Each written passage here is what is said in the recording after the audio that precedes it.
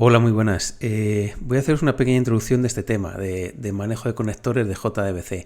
Lo voy a hacer un poquito rápido, ¿vale? Para que no se haga muy extenso el vídeo. Tenéis aquí unas transparencias, ¿vale? Que os he preparado. Y ahora os voy a dejar también un proyecto de ejemplo.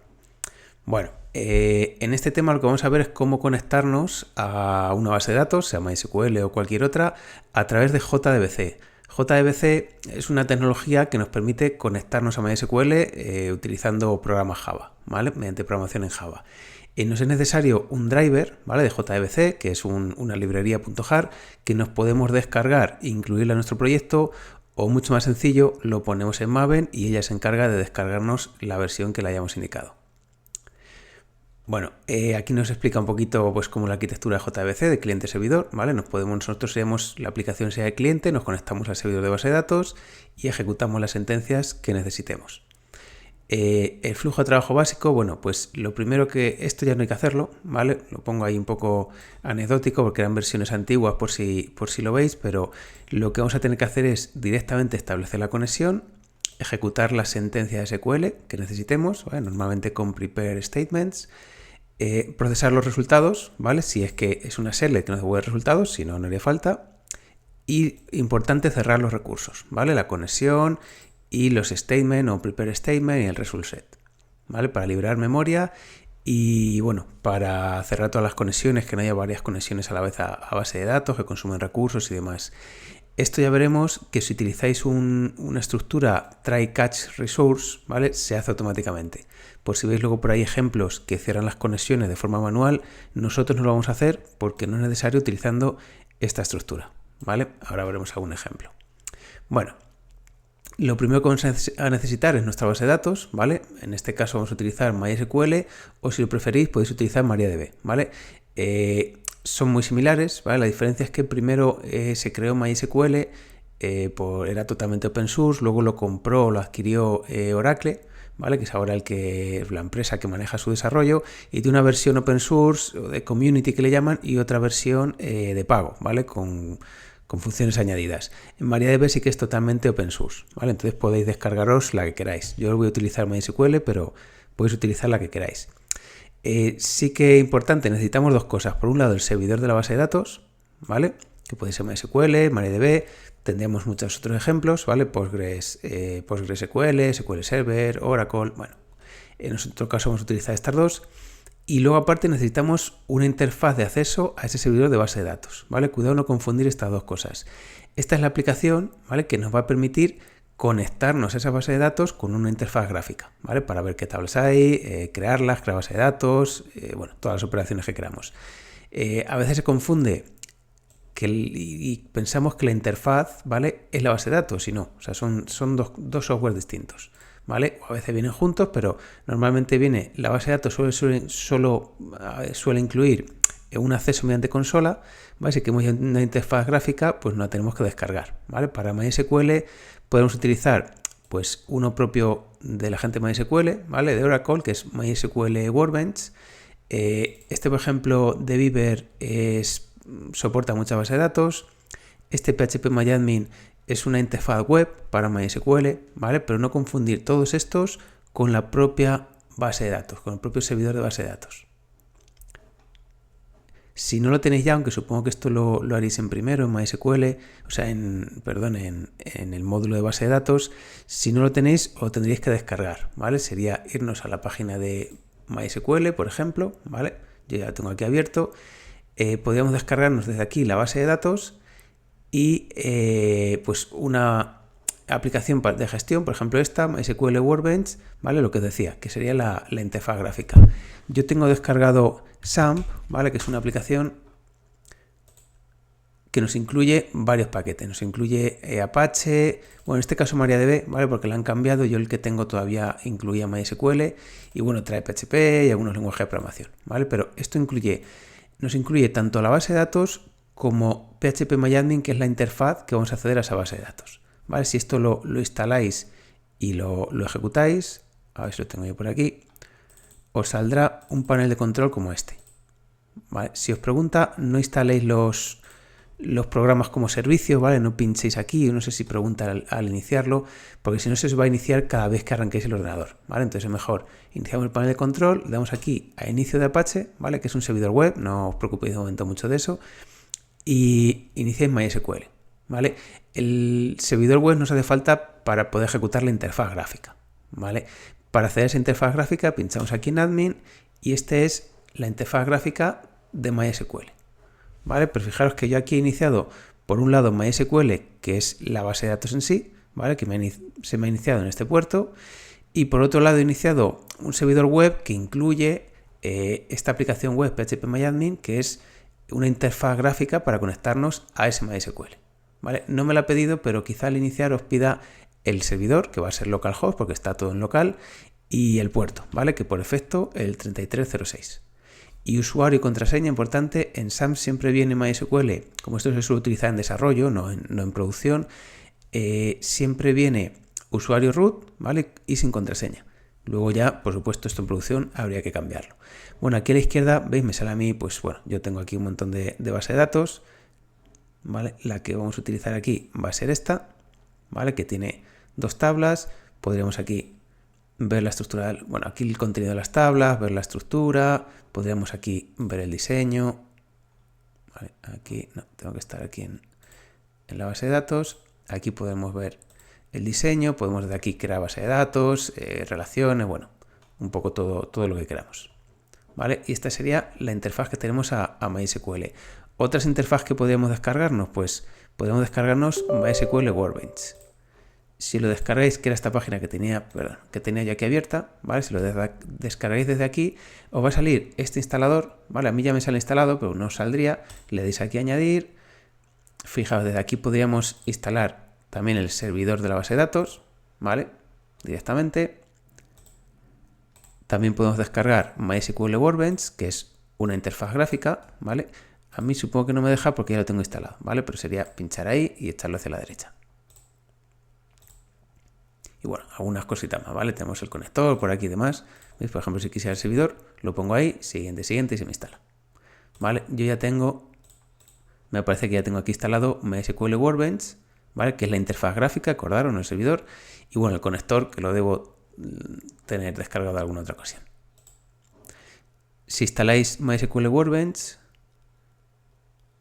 os aparecerá algo como esto, ¿vale? Tenemos aquí arriba las conexiones a los servidores, ¿vale? Que puede ser uno o varios.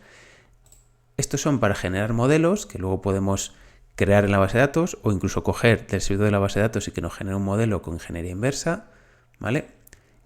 Pues son cosas distintas, ¿vale? No confundir esto que son modelos que no están realmente creados en la base de datos, aunque los podemos crear, y esto sí que son conexiones a la base de datos. ¿Vale? Aquí podemos tener varias a servidores que tengamos en la red o lejanos. En este caso yo tengo una en local, ¿vale? Se crea simplemente aquí el más, le ponemos un nombre, localhost, ¿vale? O nuestra IP local.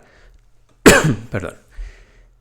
El puerto, ¿vale? Por defecto, ya como os he dicho antes, yo en mi caso tengo usuario root y sin contraseña. Le doy a OK. Bueno, que no, esta no la creo.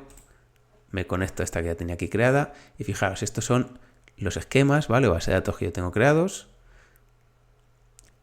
Aquí vamos a utilizar esta, si no recuerdo mal. Tengo aquí las tablas, bueno, podemos hacer un select, se puede modificar, pues bueno, ya es un poco enredarle, ¿vale? Y fijaos que esto es la conexión a la base de datos. Si queremos realizar esquemas, ¿vale? Modelos, ya sería aquí, pero son modelos lógicos, no están realmente implementados en la base de datos. ¿Vale? Esto sería para crear pues un diagrama con base de datos. Voy a crear aquí un diagrama. Aquí ir creando tablas, relaciones. ¿Vale? Luego esto sí que podríamos con esta opción llevarnos a la base de datos, es decir, decirle que se cree en la base de datos. ¿Vale? Otra opción es que coja desde la base de datos, que es esto, ingeniería inversa, y nos genere el modelo a partir de la base de datos. ¿Vale? Pues imaginaros que yo quiero hacer una ingeniería inversa de este instituto. Ingeniería inversa, que se refiere es, en este caso, que se conecta con la base de datos, comprueba qué tablas tiene y nos hace él un diagrama, ¿vale? Pero las modificaciones que hagamos aquí no se hacen automáticamente en la base de datos, sino que esto es solo un diagrama, ¿vale? A no ser que después de hacer las modificaciones pinchemos aquí, ¿vale? Que entonces sí que se haría. Ahí o en sincronizar. Bueno, esto entiendo que de primero lo debéis tener más o menos estudiado. Vale. Volviendo a estas transparencias, ¿vale? Acordaros, por un lado servidor, por otro interfaz. Bueno, en cuanto al driver JDBC, lo que decíamos antes, simplemente lo ponemos en Maven, ¿vale? En Maven, una dependencia como esta, y él solo se encarga de descargarnos el conector, ¿vale? Que es un .jar. Ahora, ¿cómo nos conectamos? Bueno, pues nos hace falta usuario y contraseña, ¿vale? Y una URL de conexión, que va a ser esta para MariaDB y esta para MySQL, ¿vale? Si hace falta, pues cambiamos los parámetros que necesitemos, ¿vale? El nombre de la base de datos tenemos que ponerlo aquí, el puerto, la dirección IP o el nombre del equipo, ¿vale? En mi caso localhost y MySQL o MariaDB. Tenemos la URL, usuario, password y con esta clase, ¿vale? Con un método estático nos conectamos. drivermanager.getConnection, ponemos la URL, el usuario y el password. Esto se puede hacer así directamente o en una clase aparte, ¿vale? Lo metemos en un try catch por si hay algún error de conexión, si la base de datos no está levantada, ¿vale? Y con esto nos conectaríamos. Bueno, las clases principales que vamos a utilizar, ¿vale? Sería connection para conectarnos, statement y prepare statement para realizar consultas, result set va a ser el resultado de esas consultas, ¿vale? Cuando sean select, cuando nos devuelva un resultado, y un tipo de excepción concreto que es SQL exception. Aquí tenemos algún ejemplo. ¿Veis? Fijaros, este es el bloque try catch resource que hablábamos antes. Aquí lo que hacemos es que si la conexión, los recursos, en este caso la conexión y la sentencia, lo abrimos dentro de paréntesis a continuación del try, lo que conseguimos con eso es que cuando acabe este try se va a cerrar de forma automática, ¿vale? Si no lo pusiéramos ahí, tendremos que poner un finally, hacerlo nosotros a mano y es peor, ¿vale? Entonces, de esta forma nos aseguramos de que eso lo va a cerrar él de forma automática. Aquí tenemos una SQL. Fijaos que con este objeto statement tiene un execute query, ¿vale? Que ejecuta esta SQL. Esta execute query nos va a devolver un result set, ¿vale? Que es un objeto que va a incluir todos los resultados que nos ha devuelto esa select, ¿vale? Para acceder a esos resultados hay que hacerlo de una forma un poco concreta, ¿vale? El result set va a contener todos esos datos, ¿vale? Que están representados como una tabla, pero no podemos obtenerlos todos a la vez, sino que vamos a ir fila por fila. Cada vez que llamemos al método next, va a ir apuntando a una de las filas, ¿vale? Por eso aquí tenemos un while para ir repitiendo por cada una de las filas, ¿veis? Va avanzando, la primera vez que llamemos a rs.next apunta a la primera, siguiente, siguiente, siguiente, y cuando no quede más devuelve falso, ¿vale? Y salimos del while. En este caso lo que va haciendo es para cada una de las filas, después utilizando ese mismo result set, con estos métodos getIn, getString, getDate, ¿vale? Vamos a ir obteniendo los campos dentro de cada registro, de cada fila, ¿vale? Poniendo aquí su nombre. Por ejemplo, aquí el ID, aquí el nombre, ¿vale? Y todos los que tuviéramos. Vale. Aquí tenemos otro ejemplo que este es para insertar. Como es para insertar, no nos va a devolver un result set, ¿vale?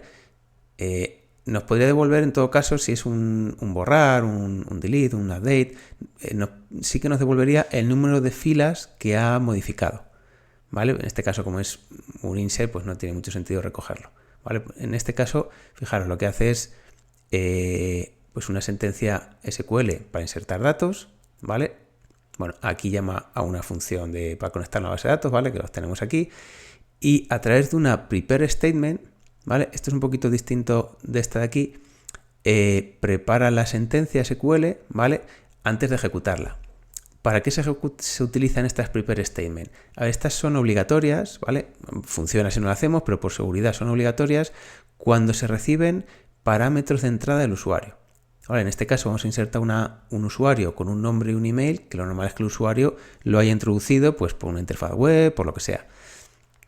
Esos datos pueden llevar pues lo que se llama inyección SQL, que es pues pequeñas SQLs que se nos pueden ejecutar, hacernos diversos ataques, ¿vale? Entonces, para prevenir todo eso, cuando estos datos provengan del usuario, siempre vamos a utilizar prepare statement, ¿vale? Si la SQL no tiene ningún dato de entrada, se puede utilizar un statement normal, ¿vale? Fijaos, aquí un statement, aquí un prepare statement. Diferencias que tenemos. Cuando tenemos un statement, fijaros que lo creamos con la conexión .createStatement, simplemente llamamos a la statement.executeQuery y pasamos esa SQL por parámetro y ya nos devuelve el result set, ¿vale? No hay que hacer nada más.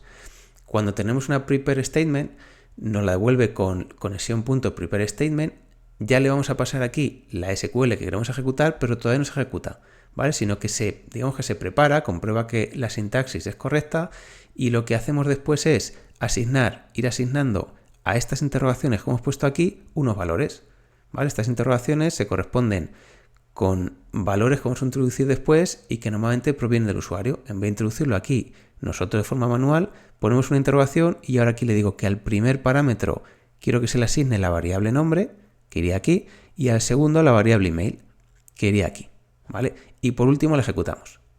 Si fuera una select nos devolvería un result set, ¿vale? Como en este caso es un insert, pues simplemente lo va a insertar, ¿vale? No esperamos ningún resultado.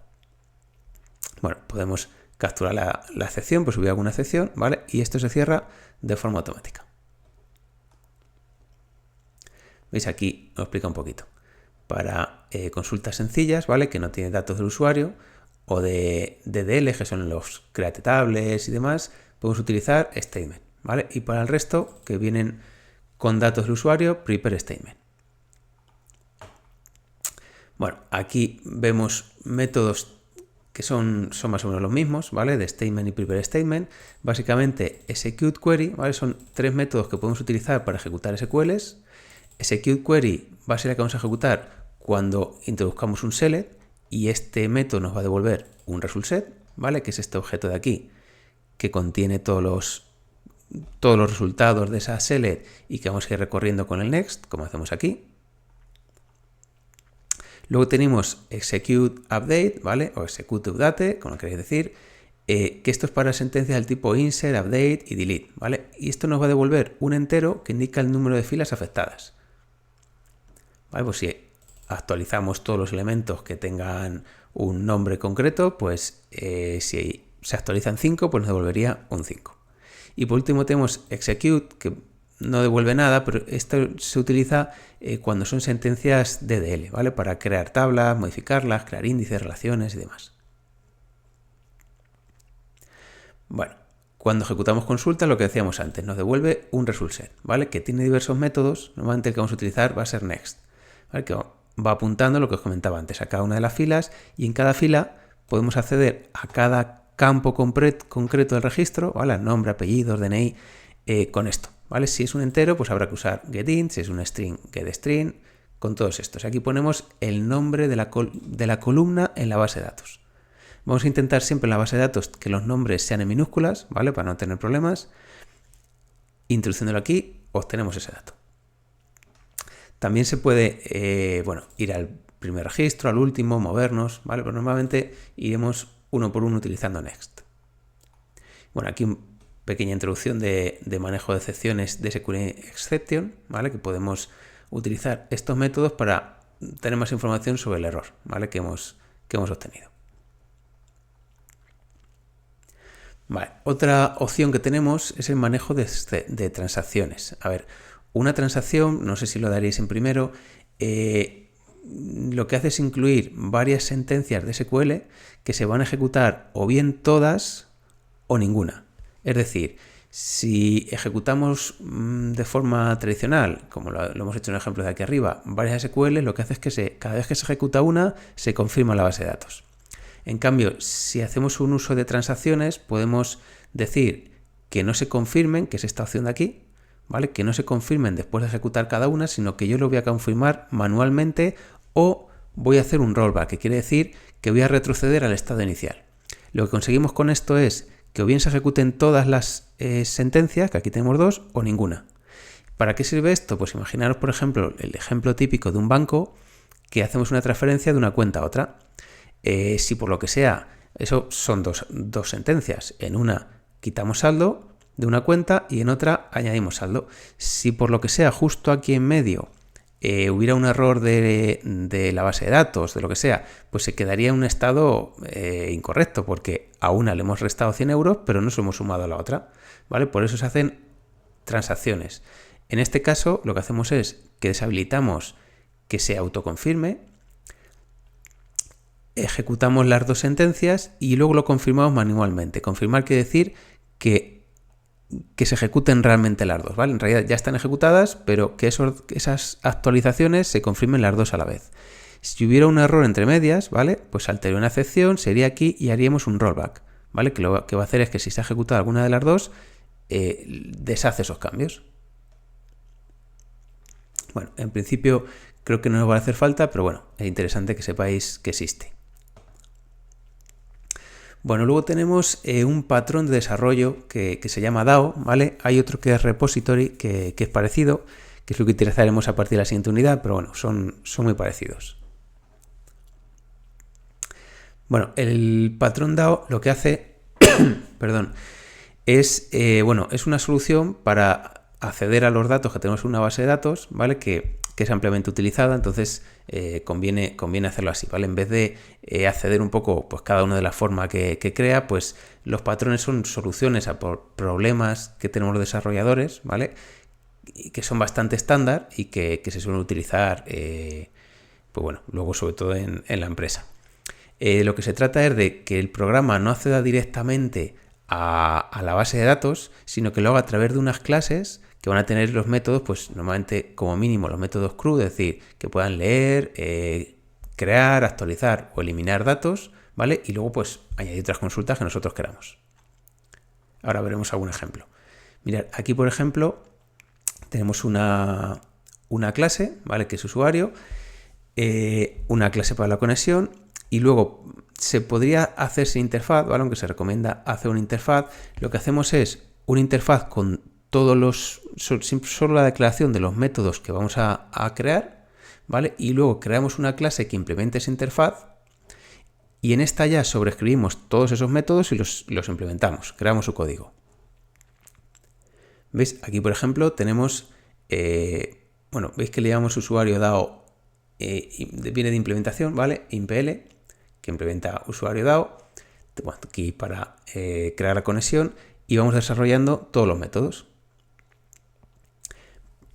Esto de hacer la interfaz se hace por si luego queremos realizar diversas implementaciones para distintas bases de datos, ¿vale? O por ejemplo para conectarnos o guardar los datos en un archivo o en otro tipo de base de datos, ¿vale?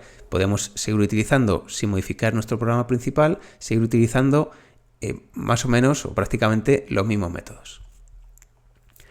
Aquí podemos ver un ejemplo, ¿vale? Utilizando el patrón DAO, que veis que el programa pues se queda mucho más limpio. ¿Vale? Veis que, bueno, aquí tenemos una clase para la conexión, un usuario DAO, ¿vale? Que es el que va a contener todos los métodos de acceso a la base de datos y ahora cada vez que queramos pues, actualizar o modificar o obtener usuarios, lo vamos a hacer a través de esta clase. ¿Veis? Por ejemplo, usuario DAO.obtener usuario por ID.